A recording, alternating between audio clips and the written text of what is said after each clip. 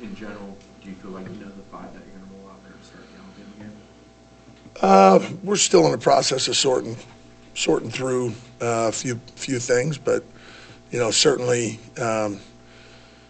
those guys are starting. Yeah, it's sorting itself out. So we're getting there. I feel good about the work the guys have put in. So. Liam? Getting Jacob Rizzi back, obviously, later in the camp, but just seeing him and his progression, how has that been? Yeah, he's a real dude. I've just been really pleased with him, not only from his playing standpoint, and we have him, doing multiple things. He's a guy that whatever you ask him to do, he's ready to do, and he's willing to do, and those guys are valuable. Had to overcome a little bit of an injury, and really proud of the rehab that he put in, the work he's put in to get to where he's at, and he's going to play a lot of football for us. So. Chris? Continuity, gelling-wise, how has that group done? Obviously, it's been really important, a chance to get together a lot. I presume they've had a better run here as it's working together. Anytime that the guys can rep together as a unit, right? You need that communication. Starts with our centers. Really pleased with Luke. And I'll tell you, the young center that we got from Coco, Sandman Thompson, for a true freshman who wasn't here in the spring, got here in June or May, whatever.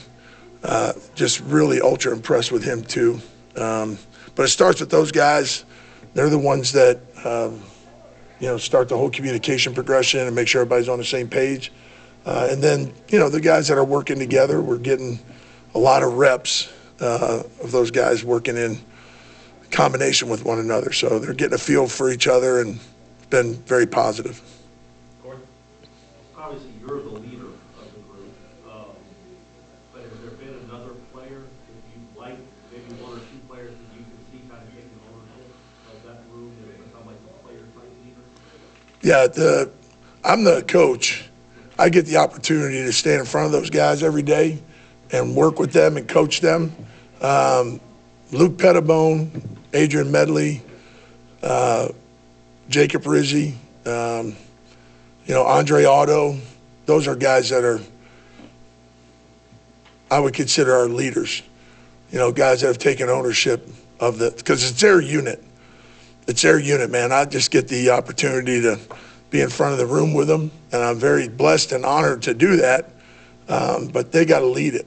You know what I mean? And particularly, we put a lot on our centers, and Luke is a guy that's got tremendous leadership qualities, and I lean on him a lot from a leadership role. So I should say we lean on him a lot.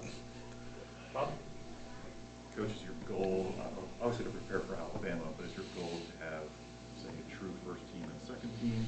Are you looking at 8 with some of those 3 guys maybe swinging different positions? What's your mission? Yeah, we always go into training camp with the idea of you want to establish who's your 5, right? And my history as a coach has been, man, I'm kind of ride or die with those guys, okay? But you have to have 3 tackles that you feel like you can win with. You have to have 3 guards who you feel like you win. You have to have 2 centers, okay? So your goal is, man, I got to, who's my top 8, right? And then those other 3 guys got to be a little bit multiple. Well, when it gets to, what gets hard is when, you're really your number 2 center might be your starting guard. You know what I mean? In reality, right? Or your 3rd tackle is also, one of your starters somewhere along the line. So, and there's situations where that holds true for us right now. And what does that say to the younger guys that may be on the, the quote unquote 2 deep, right? That we need them. We need those guys to continue to develop, continue to get better, continue to push themselves. And that's the challenge when you're a quote unquote 2, okay, is if you don't ever prepare like you are the starter, then when your moment comes where everybody in the building, everybody in the organization, everybody in the stadium is counting on you, man, you won't be ready. You won't if you don't prepare that way. So that's the challenge to the younger guys that we need to have step up so that we have great depth. And I'm happy with the way the guys are working. Like that, like there's no issues with that. I mean, I've been straining them, we've been straining them, and they've answered. And they're working their tails off. I'm really pleased with it. We just need to continue to develop and get better, and and communication-wise, execution-wise, all those things. And execution is not just understanding the playbook, right? It's also technique and fundamentals, and attention to detail, and all the little things that it takes to play this position. Because most people have no clue what it takes to play this position. Most people, unless you've actually put your hand in the dirt. Now I say that there's a lot of good coaches out there that maybe have not played offensive line, but they understand what it takes to play this position. It's not just as easy as block somebody. That's the battle cry that you hear. Block somebody. You know what I'm saying? What does that mean? Right? That doesn't work. What works is technique, fundamentals, communication, assignment, the whole deal. That's what works. And it takes time. It takes time to develop that. And but the clock's ticking too. So we got to continue pushing.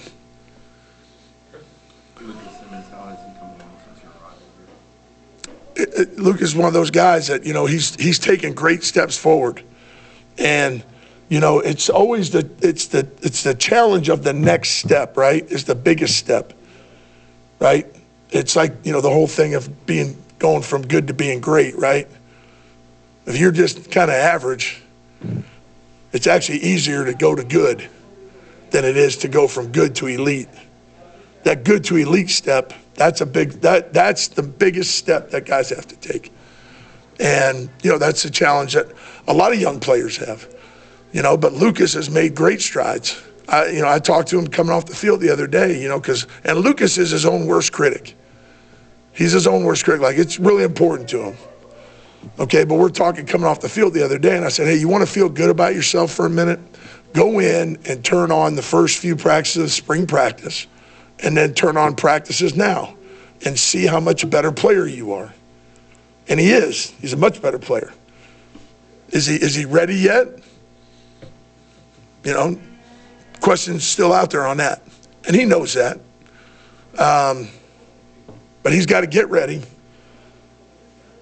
You got to stay ready. So you got to stay ready so you don't have to get ready. You can't get ready on the sideline when all of a sudden it's like, hey, you're in. You know what I mean? It don't work that way. You got to be ready, man. And and sometimes as coaches, we got to be willing to rip the Band-Aid off on guys too. You know what I mean? I remember, the guys that are making like first starts or whatever, like we got a lot of dudes that have a lot of starting experience. They don't have a lot of starting experience together, but they have a lot of starting experience. That's a comfort level as a coach. But when the guy's making his first start, man, you're always like, are the wheels going to come off here? Are we good? Well, you know what I mean? And then they got to go out there and prove it. And how do they prove it? They prove it on the game field, but all that proof is done in practice and preparing themselves for that moment. So, yeah, but Lucas has gotten a lot better. Just got to keep moving. You mentioned Andre Otto. What have you seen from him? And you said he developed into a leader. I assume that's, well, I shouldn't put words in your mouth, but he's part of the 8-man guys, the 8 that you like right now. Yeah, he's in that mix. And but here's what Otto has a great spirit about him, of work, okay, of strain, of physicality. It's really ultra important to him. Okay. You know, but is he ready yet? You know, he's one of those dudes that you're like, okay,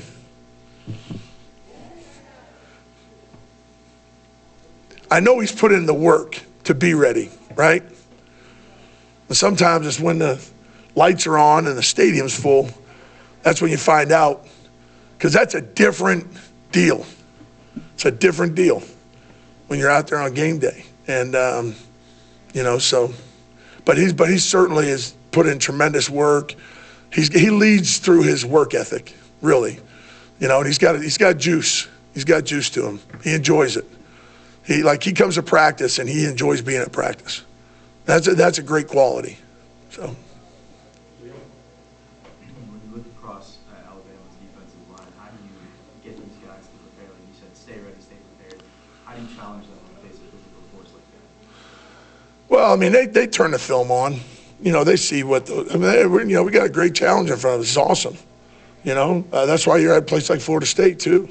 You know, you're going to play people like that, and they've got a good front, physical. They're well coached. They play really hard.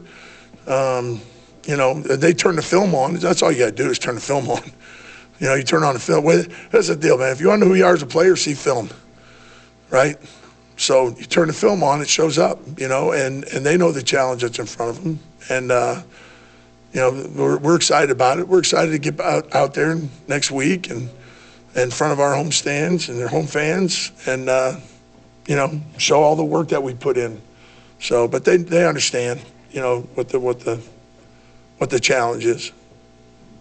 You've been through a lot of preseason camps in your coaching career from a physicality. 35 of them. From a physicality standpoint. As a coach, as a player, you know, I mean, look at me. I'm still physical. I can get after it. Here we go.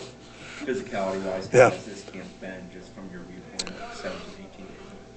Yeah, it's been great. I mean, it's you know, camp's a grind, man, and it's a physical grind, it's a mental grind, it's an emotional grind.